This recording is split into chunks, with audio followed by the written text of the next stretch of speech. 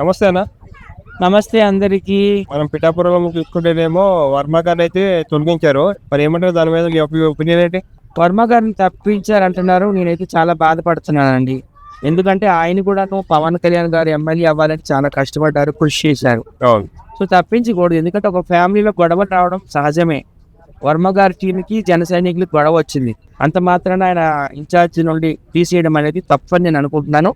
మళ్ళీ ఇంకొక good news కూడా విన్నాను. అది నిజమో అబద్ధమో తెలియదు కానీ పిఠాపురం వర్మ గారికి తెలుగుదేశం పార్టీ రాష్ట్ర ఉపాధ్యక్షుడు కూడా ఇస్తున్నారని నేను విన్నాను.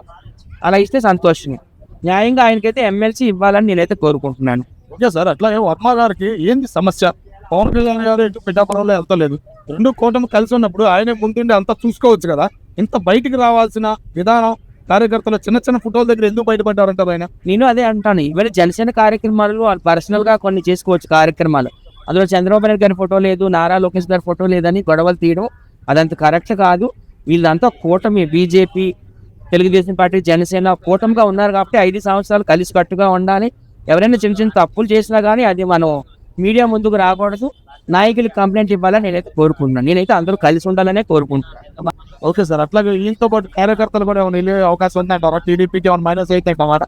టీడీపీకి ఏం మైనస్ అవ్వదండి. ఈ కూటమి ఇలాగ ఇంకో 15 ఏళ్ళు ఉండాలని నేనైతే కోరుకుంటున్నాను. నాయకులు అందరూ సమిష్టి కృషితో ఉన్నారు.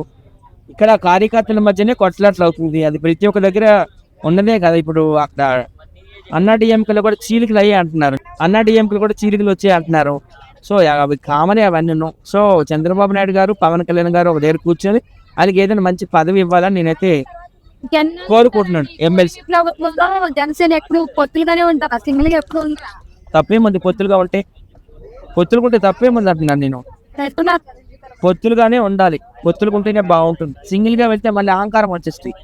సింగిల్ గా వచ్చాను, సింహంగా వచ్చాను, నాకు తిరిగే లేదు అని ఇంకా హెడ్ వెయిట్ పెరిగిపోతుంది. పొత్తులు అయితే అందరూ కలిసికట్టుగా పనిచేస్తారు. నీకు కొన్ని ఐడియాలు వస్తాయి, నాకు కొన్ని ఐడియాలు వస్తాయి. నీకు కొన్ని థాట్స్ ఉంటాయి, నాకు కొన్ని థాట్స్ ఉంటాయి. అన్ని థాట్స్ కూడా ఇంప్లిమెంట్ చేయొచ్చు, డెవలప్ చేసుకోవచ్చు. నువ్వు తీసుకుంటావేమో, నేనే తీసుకోనమ్మా. వర్మ గారికి ఏ పదవి ఇవ్వకుండా ఇంకో పదవి నుంచి చేస్తే టీడీపీ గ్లోబల్ టీడీపీ వాళ్ళు ఏమంటారు? టీడీపీ కార్యకర్త ఖచ్చితంగా లాసే అట్లా చేయడం వల్ల. సో ఆయనకి ఎమ్మెల్సీ పదవి వల్ల నేనైతే కోరుతున్నాను చంద్రబాబు నాయుడు గారు. ఎందుకంటే ఆయనకున్న బలం ఆయనకుంటారు కదా. పవన్ కళ్యాణ్ గారికి కొంత బలం ఉంది, వర్మ గారికి కొంత బలం ఉంది. 2 బలాలు కలబడితే 70,000 మెజార్టీ వచ్చింది.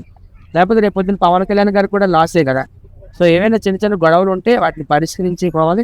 అందరూ ఒకటి అవ్వాలని నేనైతే కోరుకుంటున్నాను. మీ పర్సనల్ ఏం చెప్తారు వర్మ గారి గురించి? అంటే ప్రభుత్వం వచ్చినప్పటి నుంచి నేనైతే వర్మ గారికి సపోర్ట్ చేస్తాను. ఎందుకంటే పాపం ఆయన కష్టం నేను చూసాను. నేను కూడా పిఠాపురం వెళ్ళాను అప్పుడు ఎలక్షన్ టైంలో. సో ఆయన చాలా కష్టపడ్డారు.